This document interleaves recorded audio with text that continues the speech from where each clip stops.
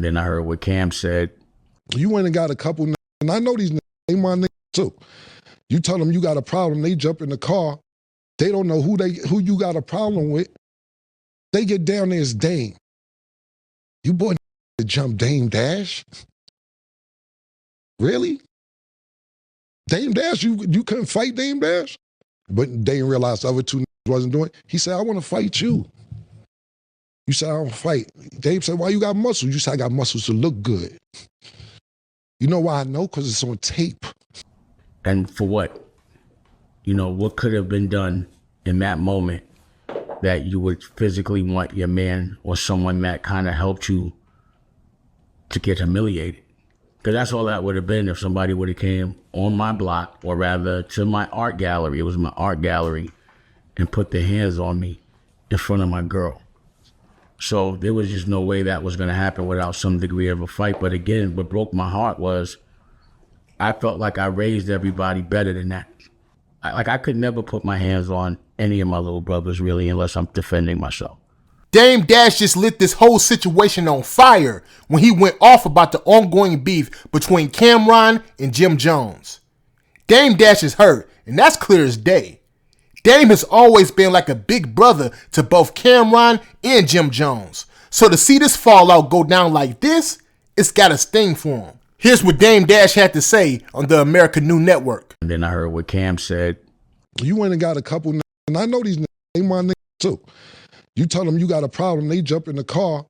They don't know who you got a problem with. They get down there as Dame. You boy to jump Dame Dash? Really?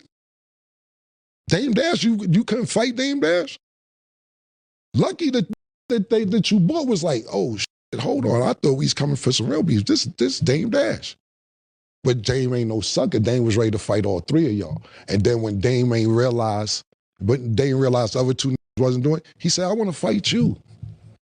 You said, I don't fight. Dame said, why you got muscles? You said, I got muscles to look good. You know why I know? Because it's on tape. Did I put the tape out? Did I tell nigga, yo, put that tape out? Because Dame was stunned. Dame said, yo, get the fuck off my block. Y'all ain't about to do nothing. Dame was in downtown on Orchard Street acting like he was in Harlem and told, yo, get the fuck off my block. I told him, don't put that tape out, man. It ain't worth it. You know, that was true. People ask me, it's been brought up. You know, Big Face Gary, he was appalled, but he was like, why didn't you ever tell us? You know, why didn't you ever tell us that he came to the block with his boys and you know, had to almost get into an altercation? And it was really like, when someone that I consider family, I've never been in a situation where someone that I consider family actually tried to have somebody physically put their hands on me. It blew my mind. The level of disrespect, it was so un-Harlem that it was embarrassing. That one of the ones that I raised would actually try to have me hurt. And for what?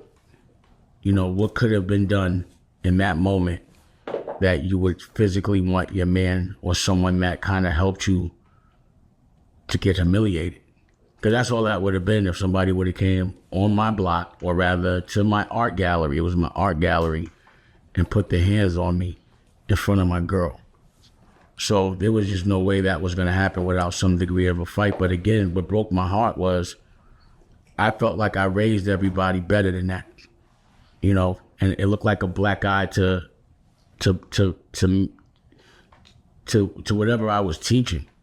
You know, it was just embarrassing. And you know, family business should be within family.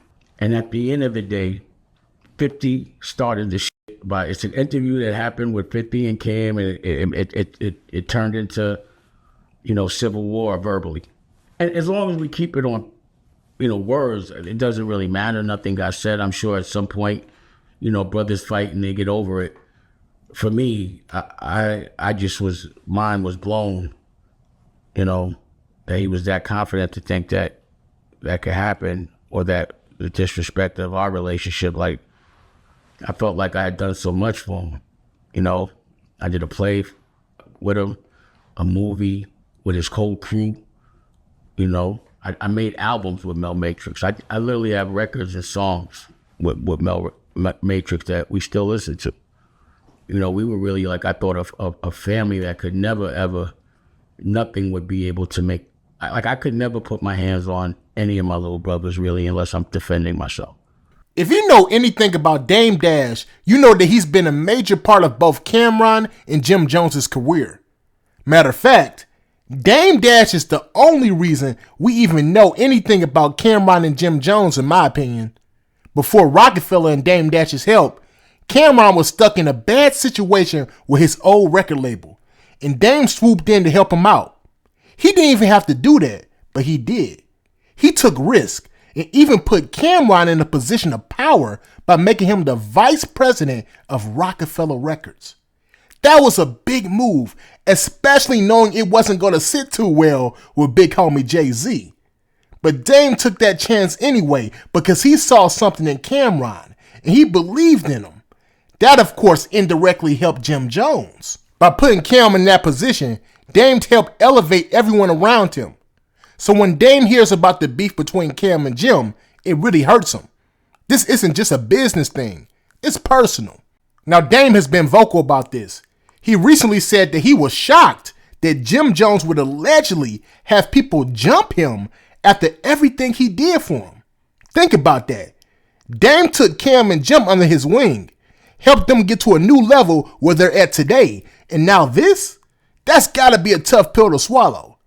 It's like Dame gave these guys a platform, and now they're almost throwing it all away. But here's the kicker. Dame is putting the blame on 50 Cent. In his eyes, 50 is the one who really stirred the pot between Cameron and Jim Jones. Now, I personally disagree because there was some tension in Dipset long before 50 Cent started to get involved, but that's just my opinion. Now, Dame didn't just stop at calling out 50 Cent. He also mentioned how this situation has truly hurt him. He's seeing people he once considered family go at each other, and it's gotta feel like a slap in the face. Imagine being the one who helped these guys when they needed it the most, and now they're fighting, and all their history seems to be crumbling. It's gotta sting. Dame's emotions are real in this one, and I can't blame him for being that upset. It's crazy to me how many legendary hip-hop groups have been torn apart by money, ego, and personal differences. When you think about the greats, their stories are filled with immense talent, but also a lot of internal conflict. These groups came together to make timeless music, but at the same time, their personal issues, fueled by egos of course, money disputes, and creative differences, often created divisions that led to their downfall. Take NWA for example. They were pioneers in this hip-hop game, but even though they made history together, their success wasn't enough to keep them united. Ice Cube's departure from the group, largely over a contract dispute and money issues, led to a fracture that in many ways never fully healed. Ice Cube's solo career took off, of course, but it was clear that the relationships within the group were damaged. This tension was about more than just the business side. It was about who was getting recognition, who was in charge, and who had the leverage. And who can forget about the Wu-Tang Clan? This group was made up of some of the most talented and unique individuals in hip-hop history. But their split was inevitable, and the members began to focus on solo projects and fight for individual attention.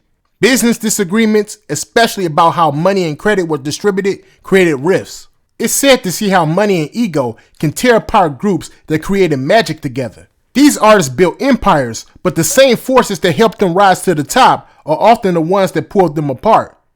It's a reminder that in the high-stakes world of hip-hop, it's not just about the music.